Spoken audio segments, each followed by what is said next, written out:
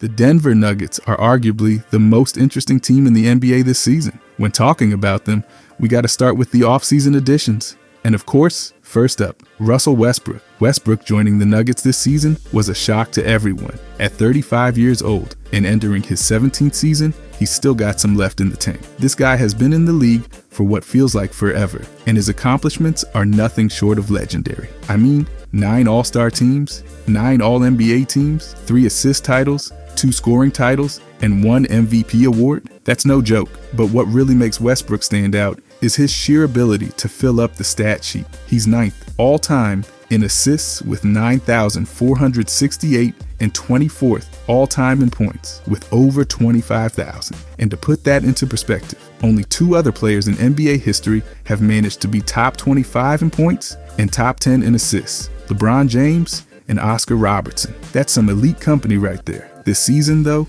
Westbrook is poised to make history yet again. He's only 32 assists away from hitting 9,500 for his career, making him just the 9th player in NBA history to reach that milestone.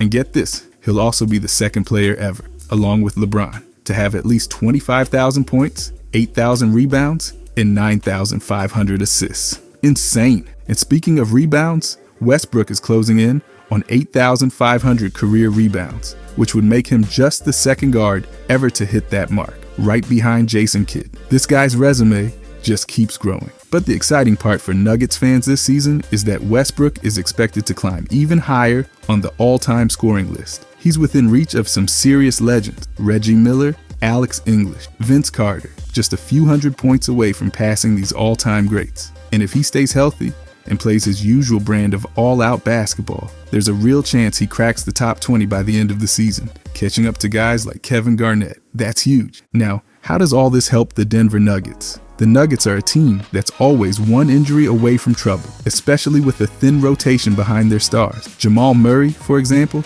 has struggled with staying healthy, and if he's not at full strength, the Nuggets need someone to step up. That's where Westbrook comes in. Sure, he's not the perfect player. He's had his struggles as a shooter, and his defense can be hit or miss. But Westbrook's explosive playmaking ability, especially in transition, is something this team can really use. Picture this: Westbrook running the 2nd unit, pushing the pace and creating opportunities for guys like Michael Porter Jr. and Aaron Gordon. When he's in the open floor, it's like a spark that ignites the offense. The Nuggets have lacked that chaotic, fast-paced energy off the bench, and Westbrook brings exactly that. Of course, there are concerns. Westbrook's shooting has been historically poor, especially from deep. He's statistically the worst high-volume shooter in NBA history, which could clog things up at times. But if the Nuggets can find a way to maximize his strengths and minimize his weaknesses, they've got a potential difference maker on their hands. Westbrook thrives when he's able to play fast, attack the rim, and get out in transition. He's still got the athleticism and explosiveness to do it. One thing to remember is that Westbrook's playoff success has been limited in recent years. He's only won 1 playoff series in the past 7 seasons, despite playing alongside stars like James Harden and Paul George. So, while Westbrook brings a lot to the table, the Nuggets will need to figure out how to integrate him into their system without letting his past playoff struggles become an issue. But honestly, I think there's potential for Westbrook to be a valuable piece for this Nuggets team. He gives them depth, experience, and someone who's not afraid of the big moment. If Jamal Murray can't stay on the floor or Nikola Jokic needs a breather, Westbrook's got the ability to step in and make plays. He might not be the star he once was, but he can still help push this team over the top. Denver's already a serious contender with their core intact, but adding a player like Westbrook adds an element of unpredictability, something that could help them make another deep playoff run. If everything clicks, this could be a really fun season for Nuggets fans. But it isn't just Westbrook that they added. They also added the big man Dario Saric. Dario Saric could be a sneaky good addition for the Denver Nuggets this season. His role on the team is clear. He's meant to space the floor and give Russell Westbrook, or whoever's running the offense, room to operate. Saric has been a reliable shooter in recent years, and that's exactly what this Nuggets team needs to keep defenses honest. Even though he's only taken 1 3-pointer during the preseason, there's no need to worry about that. The limited attempts are mostly because he's been taking advantage of mismatches, which has been working in his favor. When Saric gets smaller guys defending him, he makes them pay. He's been smart about using his size and skill set to punish defenders in the paint. It's not about hoisting up a bunch of threes right now. It's about taking what the defense gives him and he's been doing that pretty well. Plus, once the regular season kicks off, you know the threes will start coming. Now, let's be honest, defense has never been Saric's strong suit. That's not why the Nuggets brought him in though. They've got other guys for that. What Saric brings is offense. Plain and simple. He can score, stretch the floor, and even facilitate when needed. He's shown he can be a solid playmaking hub off the bench, and that's going to be crucial for the second unit. Really quick though, if you enjoy these kinds of deep dives, I'll be pumping out NBA content every day during the season. I genuinely appreciate if you could hit subscribe. Thanks so much. But anyways, Saric, I can see him working well alongside guys like Aaron Gordon and Michael Porter Jr. on the floor. His ability to knock down shots from outside will help open up driving lanes for them. And even though he's not a top-tier defender, his offensive contributions can more than make up for that. If he's able to consistently knock down his shots and punish those mismatches, he'll be a key piece in keeping the Nuggets bench unit productive. Saric has always been a high IQ player, and that's what makes him a perfect fit for Denver's system. The Nuggets love ball movement and finding the open man, and Saric thrives in that type of offense. He doesn't need to dominate the ball to make an impact, which is exactly what you want when you've got stars like Nikola Jokic and Jamal Murray on the floor. He knows his role and he plays it well. I'm also excited about how Saric could fit in during crunch time when rotations tighten up. If the Nuggets need some spacing late in games, don't be surprised if you see him getting minutes alongside the starters. He's got the experience, and in those high-pressure moments, having someone who can stretch the floor and make smart decisions is a huge asset. All in all, Saric might not be the flashiest addition to the Nuggets, but he's exactly what they need. A versatile scorer and playmaker off the bench, as long as he keeps taking advantage of mismatches and starts hitting those threes. When the regular season gets going, Saric will definitely help the Nuggets in a big way. But those are the only major additions the Nuggets made this offseason. When we talk about the Nuggets, we really have to focus on the players they already have. And how can we not start out with Nikola Jokic? Nikola Jokic had an incredible season last year. I mean, he's literally making history every time he steps on the court. Let's start with the obvious. He became just the 9th player in NBA history to win 3 or more MVPs. That's insane. When you think about it, he's joining legends like Kareem Abdul-Jabbar, Michael Jordan, and LeBron James. Those are some big names, and Joker fits right in with them. During the 2024 postseason, he was an absolute beast. He averaged 28.7 points, 13.4 rebounds, 8.7 assists, and even chipped in with 1.2 steals per game while shooting 54.5% from the field. That's efficient. Not only that, but he ranked in the top 10 in points, rebounds, assists, and steals. He's literally the only player in NBA history to do that in a single season. His ability to impact every part of the game is what makes him so special. What's even crazier is how he was able to lead his team in pretty much every major statistical category. Joker became the first player ever to lead his team in total points, rebounds, assists, and field goal percentage for 4 straight seasons. That's dominance. He makes everyone around him better too. Every single Nugget starter had a higher effective field goal percentage with Joker on the floor than when he wasn't.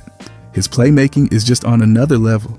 And speaking of making teammates better, he had at least 100 assists to 4 different players last season. 126 to Aaron Gordon, 110 to Jamal Murray, 109 to Kentavious Caldwell-Pope, and 154 to Michael Porter Jr. Those are crazy numbers. Joker isn't just a big guy who scores and rebounds. He's arguably the best passing big man in NBA history, and his vision allows him to run the offense like a point guard. Now you might think, how can he get even better? Well, there's still room for growth. Believe it or not, his defense could improve, and if he becomes just a little more consistent on that end, watch out. He already led all centers in total steals last season and was 5th in total deflections in the entire league, so the potential is there. But one area where Joker can continue to dominate is in the post. He was 1st in post-up points and assists last year, and he just has this knack for scoring efficiently from tough angles. He also led the league in points and assists from the elbows, which is key because that's where he sets up so much of the offense.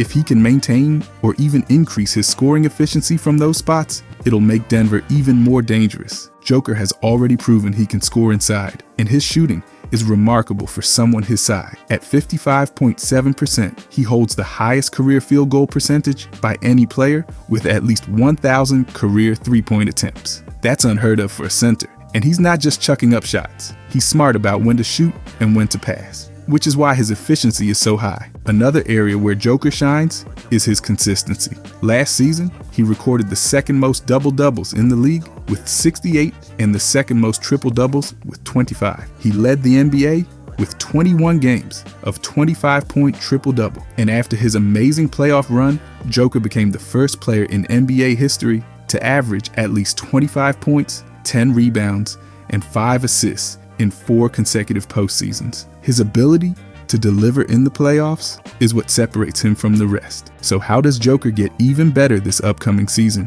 One thing I think he can focus on is taking over games even more. He's such a team-first player, but there are times when he could be even more aggressive in looking for his shot. We've seen flashes of it, but imagine Joker consistently being in attack mode. That would elevate Denver's offense to new heights. I'm not saying Joker needs to do that, because he's already the best, but just imagine he did sometimes. All in all though, Joker is already the best player in the world, and imagine him getting even better this season. His unique combination of scoring, passing, and rebounding makes him a nightmare matchup for any team. But after Joker, we gotta look at Jamal Murray. Jamal Murray had an absolutely amazing season last year. I mean, this guy was on fire. He tied his career high in points per game with 21.2, and that's just the beginning. He also set a career high in assists, dishing out 6.5 per game. It's no wonder his assist percentage shot up to 31.2%. It's like everything was clicking for him. What really stood out to me though was his efficiency. Murray shot a career best 48.1% from the field and an incredible 42.5% from three-point range. That's elite shooting. And let's not forget his defense. He blocked a career-high 37 shots last season. He was making plays on both ends of the floor, and that's what separates good players from great ones. The advanced stats just back up how dominant Murray was. He had career highs in pretty much every major category: value over replacement player, player efficiency rating, win shares, defensive win shares, box plus minus, and more. His overall impact was just off the charts. And how about his shooting from deep? Murray was lethal from three. He shot 42.6% on pull-up threes, ranking third in the NBA for players who attempted at least 100 off-the-dribble threes. That's not easy to do. Plus, he shot 44.7% on non-corner threes, which also ranked third among players who took at least 100 above-the-break threes. This guy was knocking down shots from everywhere. Oh, and don't sleep on his mid-range game either. Murray hit 47% of his shots from the mid-range, which was the 11th best percentage among players who took at least 200 shots from that range. He was so consistent from every spot on the floor. Murray's ability to hit step-back threes was just ridiculous. He made 43.4% of them, which is just insane. Only a handful of players can hit those shots with that kind of consistency. That's why he's so tough to guard. You never know what he's going to pull out of his bag. And get this, Murray became only the third player in NBA history to make at least 100 threes and rack up at least 75 stocks, blocks plus steals, in each of his first 7 seasons. The only other guys to do that, Damian Lillard and Jason Tatum. That's some serious company. Jamal also became the first player in Nuggets history to shoot at least 83% from the free throw line in each of his first 7 seasons. That's consistency at its finest. He just doesn't miss from the line. And for Nuggets fans, this is huge. He joined David Thompson as the only Nuggets guards to average at least 20 points per game while shooting at least 48% from the field. That's historic. Murray's impact on winning can't be overstated either. He had a record of 44-15 in the 59 games he played, giving him the best winning percentage by any player in Nuggets history who played at least 50 games in a season. He was the ultimate game changer, and who can forget his playoff heroics? Murray joined LeBron James as the only player in the last 20 years to hit multiple game-winning field goals in the final 5 seconds of a playoff game in a single postseason. When the moment's big, Jamal delivers. That's why he's so important to this Nuggets squad. But after him, I want to look at Michael Porter Jr. Michael Porter Jr. had an incredible season last year, and I think he's only going to get better now that Russell Westbrook is joining the Nuggets. Let's talk about how good Porter was. He played in a career-high 81 games, missing just 1 game all year. That kind of consistency is huge for the Nuggets, and it showed in his performance. Porter's shooting was absolutely lights out. He led the entire NBA in mid-range shooting, hitting an insane 52.4% from that range. That's the best in the league, and his playoff numbers even crazier. Against the Lakers, Porter averaged 22.8 points per game and shot 55.3% from the field. And he was lethal from deep, knocking down 48.8% of his three-pointers. That's nearly half of his attempts from three going in. His rebounding was just as impressive. Porter grabbed 8.4 boards per game in that first-round series, showing that he's not just a scorer, but a versatile player who can make an impact in multiple ways. That's why I think with Westbrook coming in, Porter's game will only elevate. Russ is going to create even more open looks for him, and we all know how dangerous Porter is when he's wide open. Speaking of wide open shots, Porter was one of the best in the league at knocking them down. He shot 44.7% on wide open threes and 42.9% on catch and shoot threes during the regular season. He's one of the top spot-up shooters in the game, and with a playmaker like Westbrook feeding him the ball, I can only imagine how many more of those clean looks he's going to get. Now, I know some people say Porter's not much of a passer, but even in that area, he's making strides. He averaged a career-high 1.5 assists last season. I know that number might not jump out, but it shows he's looking to make the right play more often. With Russ pushing the tempo, Porter could find himself in more opportunities to dish it out and get even more involved in the offense. I really believe adding Westbrook to the Nuggets is going to unlock a new level for Porter. He's already proven he's a top-tier shooter and scorer, and with Russ in the mix, they'll be able to play faster, stretch the floor even more, and keep defenses scrambling. Plus, Westbrook's energy and intensity are contagious. It's only going to motivate Porter to step up his game even more. Michael's versatility as a scorer and his ability to stretch the floor make him a perfect fit alongside Westbrook. Whether it's pulling up from mid-range, catching and shooting from three, or cutting to the basket, Porter's offensive game is just so smooth. And with a playmaker like Russ now on board, the sky's the limit for what Porter can do this season. I'm telling you, this is going to be a fun season to watch. Porter's already proven he's an elite shooter and scorer, but with the addition of Westbrook, I think he's about to have a breakout year. Keep an eye on those wide open threes and mid-range jump. Porter is going to be a nightmare for defenses. But if you're talking about the stars on the Nuggets, you can't not mention Aaron Gordon. Aaron Gordon had an incredible season last year, and I've got to say, his impact on the Nuggets was huge. First off, this guy was dunking on everyone. He ranked 6th in the entire NBA with 171 dunks, and get this, his connection with Nikola Jokic, unstoppable. Joker assisted on 81 of Gordon's dunks, which led the league. They were easily the best dunk duo in the game, and it showed every single night. But Gordon isn't just about the highlight reel dunks. He's insanely efficient around the rim. For the 4th year in a row, AG shot 70% near the basket. He's never dropped below that mark since becoming a Nugget, which is just crazy consistency. You don't see that kind of dominance around the rim very often. It's like anytime Gordon gets near the basket, you can almost guarantee it's going in. What really makes Gordon special, though, is his versatility. He wasn't just dunking last season, he also knocked down 40 three-pointers. That's right, 171 dunks and 40 made threes. The only other player to do that, Rookie of the Year, Victor Wembanyama. That's some elite company right there. Gordon's ability to attack the rim and stretch the floor with his shooting makes him a nightmare for defenders. And let's not forget about his cutting ability.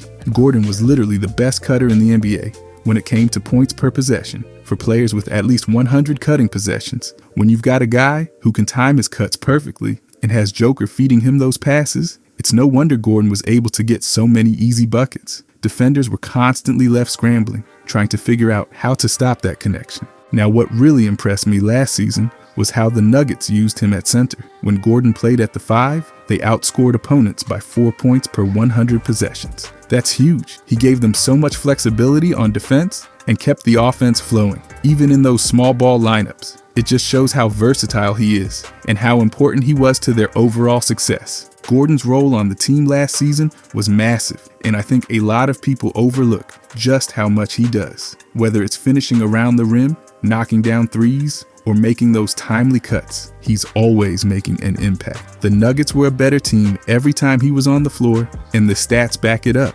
Honestly, watching Gordon last season was such a treat. His chemistry with Joker, his ability to finish at the rim, and his versatility on both ends of the court. He was an absolute game changer. And with the way he played last season, I can't wait to see what he does next. But for the Nuggets as a team, there's a chance they have a new starter on the squad, and that's Christian Braun. Christian Braun had an incredible season last year. The dude played in shape all 82 games. Talk about durability. It's rare for any player let alone a 22-year-old, to suit up for every game in a season. But Christian did it. He became only the 7th 22-year-old in Nuggets history to accomplish that. That kind of consistency is just next level. What really stood out about Brown was his improvement across the board. He set career highs in pretty much everything last season. Not only that, but he was a force in the playoffs too. That's the kind of improvement you love to see from a young player, especially on a contending team like the Nuggets. Now, let's talk about his defense. Christian finished the year with 42 steals and 35 blocks, showing he can hold his own on that end of the floor.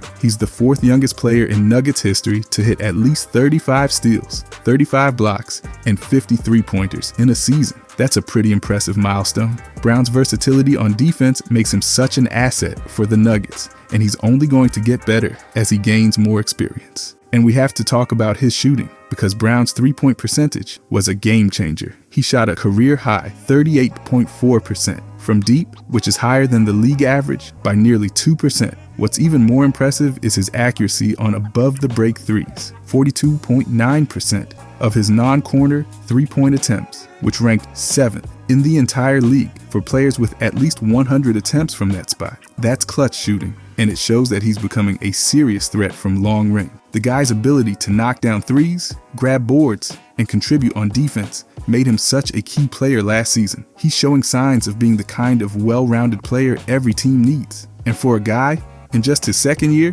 that's wild. Brown's confidence clearly grew as the season went on, and with his work ethic, I can only imagine how much better he's going to get. Christian Brown was such a fun player to watch last season, and his potential is sky high. He's already proven he can be a consistent presence on the court, and with the way he's improving, I think the sky's the limit for him. I'm excited to see how he builds on this incredible season. But when talking about the Nuggets, one guy we don't talk about enough, Peyton Watson. Peyton Watson had an amazing season last year, especially on the defensive end. The guy was an absolute force at the rim.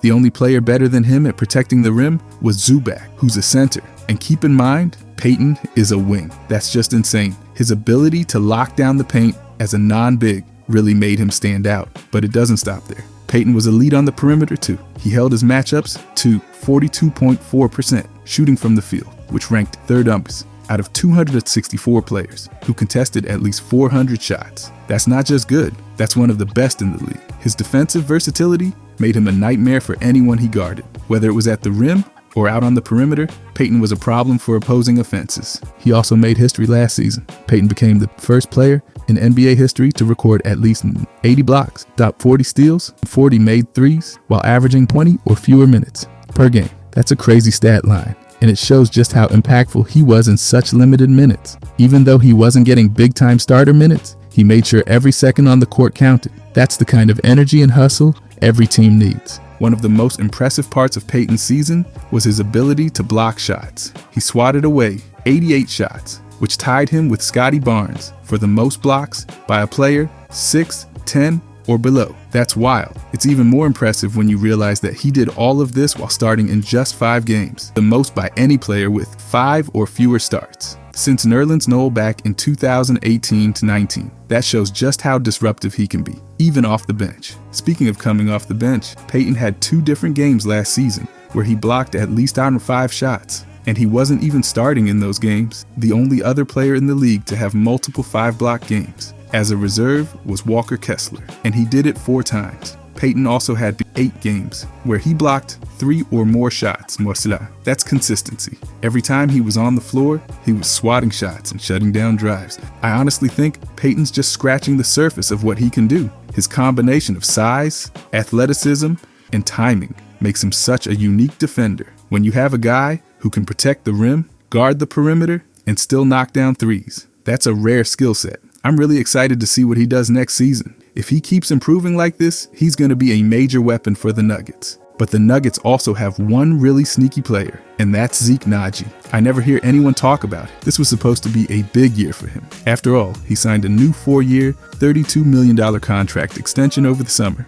Things were looking up, but once the game started, it became clear that it wouldn't be as smooth as everyone hoped. With Jeff Green heading to Houston and Vlatko Cancar sidelined with a season-ending injury, Zeke had a golden opportunity to solidify his place in the rotation. Fans were excited, but as the preseason kicked off, it became apparent that Zeke faced some challenges. In back-to-back matchups against the Chicago Bulls, Zeke struggled to hold his ground on the boards against Andre Drummond. Drummond, a rebounding machine, snatched 13 rebounds in just 14 minutes, while Zeke looked lost. That was just a taste of what was to come. Despite the shaky preseason, Zeke started the season as the backup center, getting around 12 to 15 minutes backing up Nikola Jokic. There were moments of brilliance. He flashed some impressive shot blocking skills, showcasing his potential as a rim protector, especially when compared to other bench options, but those flashes were few and far between. He continued to struggle with rebounding, and his three-point shot went ice cold. Fans were left wondering where the reliable shooter from his first 2 seasons had gone. It was almost like he forgot how to shoot from outside.